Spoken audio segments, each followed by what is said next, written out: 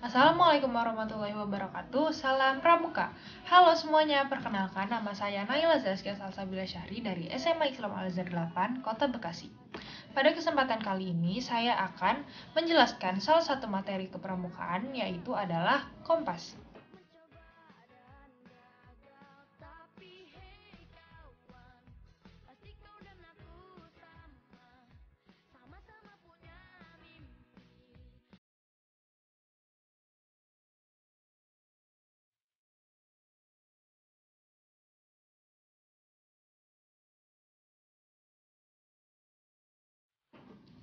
Kalian tahu gak sih kompas itu apa? Fungsinya itu buat apa dan juga ditemukan sama siapa nih kompas? Kompas itu merupakan alat navigasi untuk menentukan arah mata angin yang ditunjuknya, yaitu arah utara, selatan, timur, dan barat. Dan juga kompas magnetik pertama kali ditemukan sebagai perlengkapan untuk ramalan pada awal dinasti Han Tiongkok sejak sekitar abad 206 sebelum Masehi, dan kemudian diadopsi untuk navigasi oleh dinasti Song selama abad ke-11.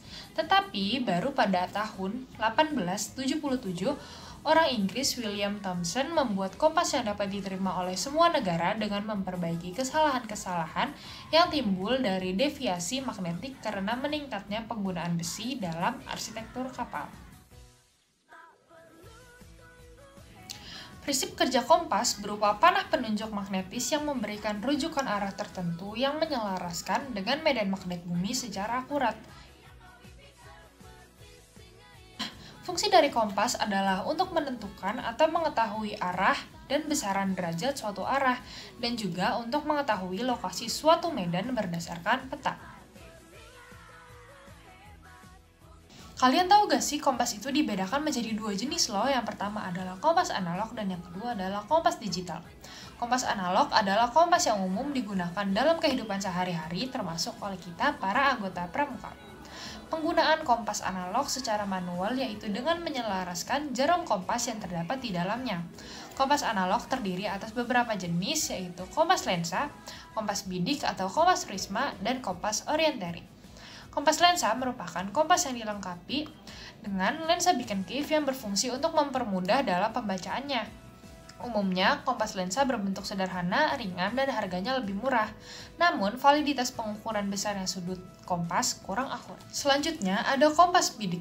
Kompas bidik atau disebut juga sebagai kompas prisma adalah kompas yang berfungsi sebagai pembidik besar derajat pada sebuah medan atau bentang alam yang sebenarnya untuk diproyeksikan dalam peta. Jenis kompas ini yang sering digunakan dalam kegiatan alam termasuk ke dalam kepramukaan. Kompas bidik memiliki beberapa bagian, yaitu ada dial, tutup dial, visir, kaca pembesar, jarum penunjuk, alat penggantung atau tempat jari. Ini adalah salah satu contoh dari kompas bidik. Dial yaitu permukaan kompas di mana tertera angka dan huruf seperti pada permukaan jam.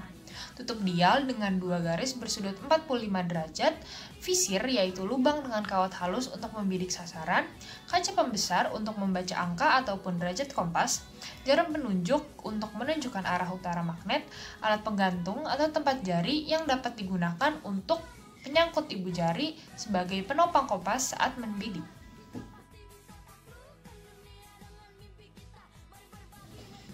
Aku mau ngasih tahu nih ke kalian gimana sih cara gunain kompas bidik yang benar. Jadi yang pertama, kalian membuka tutup kompas, kemudian posisikan tutupnya hingga tegak lurus. Setelah itu, tarik cincin yang digunakan untuk tempat masuk ibu jari, masukkan ros pertama ibu jari kanan ke dalam cincin tersebut. Lalu posisikan telunjuk sejajar dengan memegang penutup yang berdiri tegak. Jari-jari lain memegang penutup kompas dengan lengan lurus ke depan. Setelah itu, dekatkan kompas ke mata, dan juga untuk mencari tanda atau titik yang dijadikan patokan dalam membidik, pilih benda yang jauh tetapi terlihat jelas dan tidak terhalang. Hasil bidikan angkanya dapat dilihat pada kompas. Misalnya, kalian mendapatkan angka 40, maka disebut sebagai azimut 40. Selanjutnya, kamu tinggal bergerak menuju titik yang telah dibidik oleh kompas tadi. Gimana? Kalian udah tahu kan caranya gimana gunain kompas bidik yang benar? Selanjutnya ada kompas orientering atau kompas silva. Kompas orientering atau kompas silva adalah kompas yang digunakan dalam orientasi atau penghitungan dan pembacaan peta secara langsung.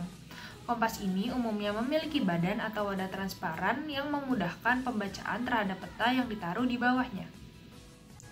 Setelah itu ada bagian-bagian dari kompas orientering.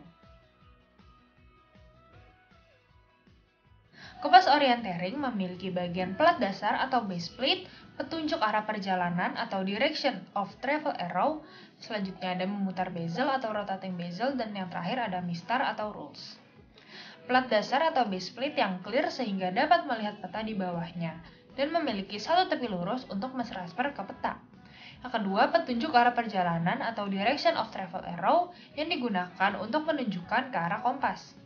Yang ketiga, ada memutar bezel atau rotating bezel yang juga disebut sebagai azimuth ring yang memiliki tanda 360 derajat. Yang terakhir ada mistar atau rules, digunakan dengan skala peta untuk menentukan jarak. Kalian tahu gak sih gimana caranya gunain kompas orientering ini? Kalau kalian belum tahu, aku mau ngejelasin nih ke kalian gimana cara gunain kompas ini. Yang pertama, pahami tata letak kompas. Yang kedua, letakkan kompas di atas peta. Yang ketiga, arahkan kompas sesuai dengan lokasi yang ingin dituju.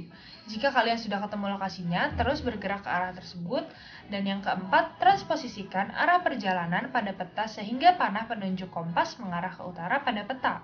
Dan yang kelima, ambil arah pada peta dengan menetapkan kompas di atas peta dan gunakan tepi kompas sebagai penggaris untuk menciptakan garis-garis antara posisi kita saat ini dengan lokasi yang ingin dituju. Nah, gitu caranya menggunakan kompas orientering yang benar. Jenis kompas yang kedua ada kompas digital. Kompas digital adalah kompas yang bekerja secara digital. Jenis ini biasanya disertakan sebagai sistem navigasi dalam dunia robotika atau dalam gadget-gadget elektronik.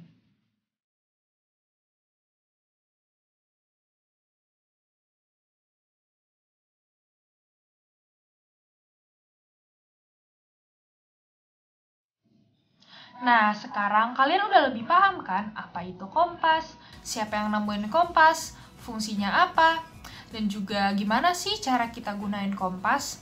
Maka dari itu, semoga video pembelajaran kali ini dapat bermanfaat untuk kalian. Sekian dari saya, kurang lebihnya mohon maaf. Satya aku kudarmakan, dharmaku kubaktikan. Wassalamualaikum warahmatullahi wabarakatuh. Salam Pramuka.